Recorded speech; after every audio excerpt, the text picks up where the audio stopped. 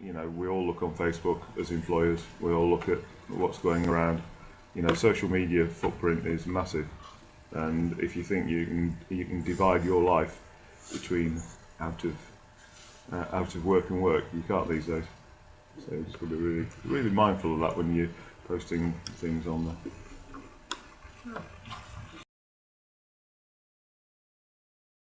I don't even look at CVs if the cover letter's rubbish, because that's where you sell yourself. The rest of it's pretty anodyne. If it's right, it's right. You can't upset people by using grammar correctly. You can upset 90% of employers by using it wrong, and so it's basic stuff. And when people abbreviate stuff not right, don't capitalise the names right, you know, it's just little things like that, because you're going to be representing their company, and if they pick up on the fact that you can't use the right grammar, the right sentence structure, etc., then their customers will, and they'll think you look shoddy. It looks like you don't care. You'd be the brightest person in the world, but if you don't communicate effectively, you're sending a bad message out about the company that's employing you. And the basics for every job are going to be grammar and basic numeracy and literacy. And if you've got that, it's a great starting point. If you haven't got that, we're not going to be training you in how to spell. You know, but the battle for talent is such, and that's talent not being bright people. It's being bright people with the ability to communicate well and all that kind of thing. It's just so big. Even with 1 million, you know, young people unemployed, you've got to find the right people because they build your business.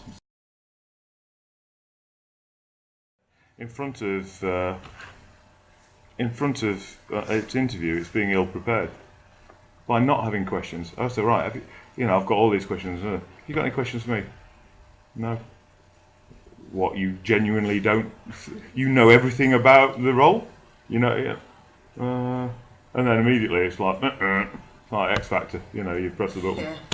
Yeah. Well, you know, if you're genuinely interested in the job rather than just being any old job, then you want to know what you're going to do, and all we'll have given you as a job description is a very scant overview of what it is. So, you know, ask things like, you know, what do you think will be the biggest challenge for me in this organisation? And you now know me a bit. Tell me what do you think? How do you think I will integrate with the team, or what's my biggest strength? Do you feel? You know, I want to learn from the interview process. You know, so if somebody came back to me with that, I'd be like, fucking hello. They're obviously thinking about it. So, you know, just say, look, I haven't done too many interviews. How do you feel I came across? What could I improve? Because because that's what you're looking for, is people who are wanting to improve and challenge. And you know, be honest. You know, do you think I'll fit into this job? You know better than me whether I'm going to fit into this job, and if not, why? I just want to know, and then at least I've not wasted my time, even if I don't get the job. I've improved and I've learned from every experience, good or bad. You will learn from if you have that positive attitude. So listen, and thank you. Really nice to meet you. Really enjoyed it. Be honest. You know. Oh, yeah. You know, the shuffling around is the fact that, you know, and if you haven't got good eye contact, I mean, honestly, when I first meet anybody, not just interview, you know within a few seconds whether they're a good call or a bad call.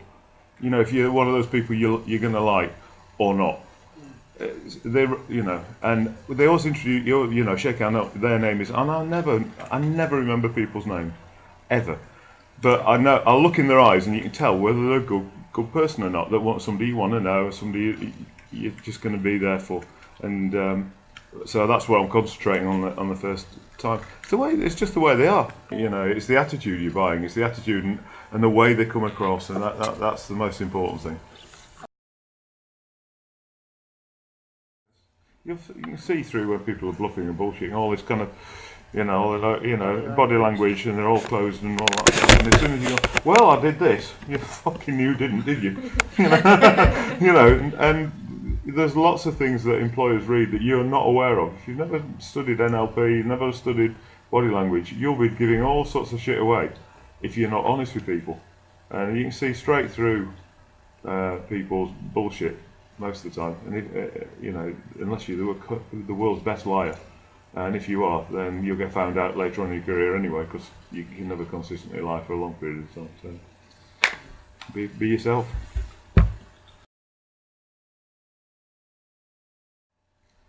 I think work ethic. That's the thing that pisses every employer I know off that takes grads on. You take a year wiping their arse, getting them up in time, getting them turning up in an appropriate manner, remembering their business cards. You give them the fucking things so they can hand them out. You know, it's just those kind of. I think just being professional. But, you know, realising that the world of work is a very different place to the one you come to.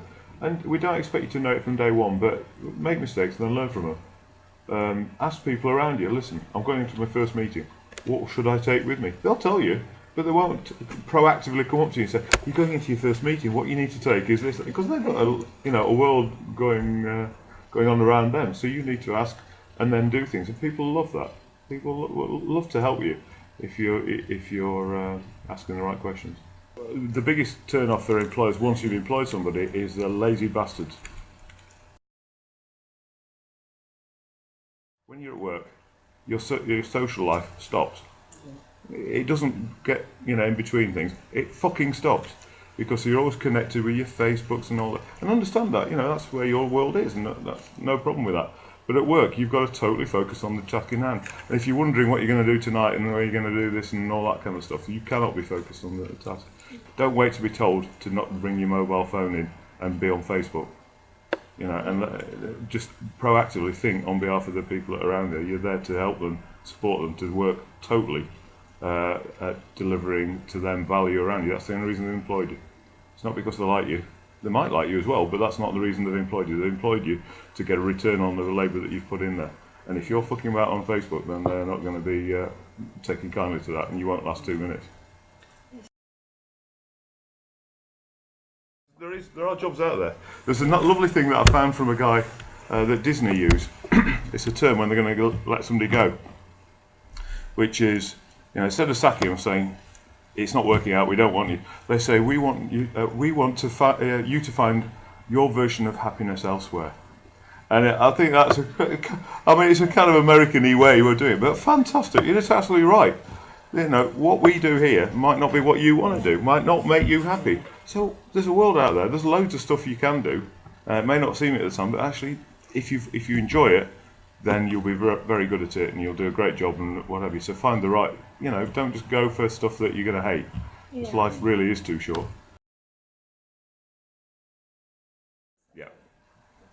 I always wanted to give it a go. And I didn't care whether I won or failed at it, as long as I'd given it a go. And I think that was something that I needed to get out of my system. So when I started it, I gave myself £10,000 of the savings that I'd saved up, and when that was gone, then that would have been it. And I wouldn't have given it a go again. I'm not one of those people that would have tried. For me, it was just one of those. It's one of the checklist things that you do in your life that you want to do, and I wanted to try starting up a business, and thankfully it's worked out. But I wouldn't, to be honest, I wouldn't have been absolutely mortified and crushed if it hadn't have. I'd have just done something else. And as you go through life, you realise fate is actually or luck or whatever is quite a strong thing. It's meant to be. You try everything you can, but if it ain't working out, move on. Move on and get on with something else, because there'll be something else come around the corner that's better.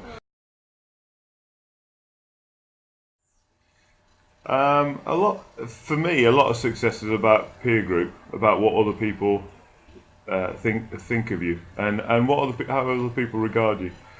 Money's important, but it's certainly not my driver, and I don't think with most people it is. You need a degree of money to get where you need to go. You need security, and you want security for your family and whatever. But when you got beyond that, it really isn't a driver, and it's all about attaining goals. It's all about empowering people and giving them. I've got 47 families that depend on Webmart for their future, and also for it's quite a responsibility. But I want to make sure that the people who work at Webmart have every opportunity they can to maximise their intellectual, emotional, and financial return. And it's those three things. And if we do that, we grow as a business, and everybody benefits from it. In all those three areas. So I think that's probably it.